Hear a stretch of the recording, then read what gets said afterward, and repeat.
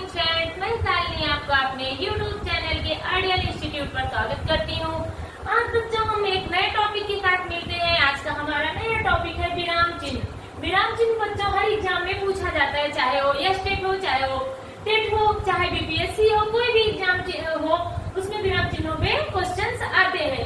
तो हमारे हिंदी में विराम चिन्ह बच्चों 13 होते हैं। एक एक करके हम सारे विराम चिन्हों पे बात करते हैं। नंबर 1 हमारा होता है बच्चों पहला पूर्ण विराम चिन्ह। पूर्ण विराम चिन्ह जब हम किसी भी वाक्य को लिखते हैं, लास्ट में हमारा पूर्ण विराम शब्द आता ही है। उसकी पहचान बच्चों एक सीधी लाइन होती है।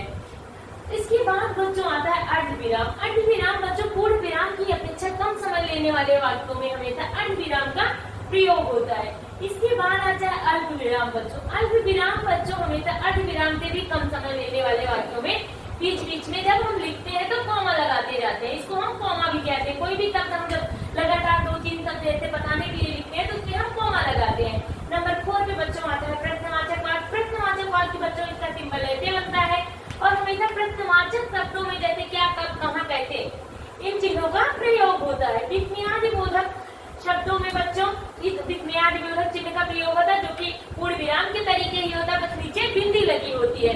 तो जिसमें दुख, सुख, हर्ष व्यक्त किए जाते हैं, ऐसे वाक्यों में विस्मयादि बोधक चिन्ह का प्रयोग होता है।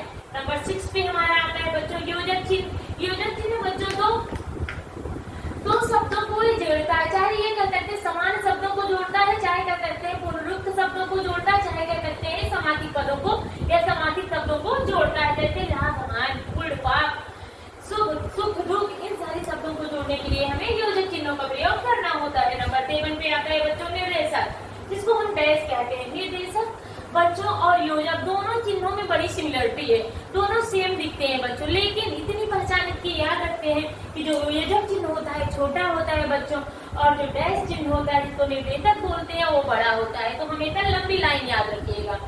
कोष्ठक आता है बच्चों। कोष्ठक चिन्हों का प्रयोग ज्यादातर मैथ में भी होता है, या किसी भी स्पेशल वर्ड को लिखना होता है तो हम ब्रैकेट के अंदर लिख देते हैं। किसी भी शब्द को जब स्पेशलाइजेशन करना होता है तब हम कोष्ठक का यूज करते हैं। उदाहरण चिन्ह बच्चों किसी के द्वारा, किसी भी कवि द्वारा कही गई पंक्तियों को जब लिखते हैं, किसी भी चीज को स्पेशल विशेष बनाने के लिए जब लिखते हैं तो उदाहरण चिन्ह का हम प्रयोग करते हैं। नेक्स्ट हमारा अंशबोधक आता है बच्चों।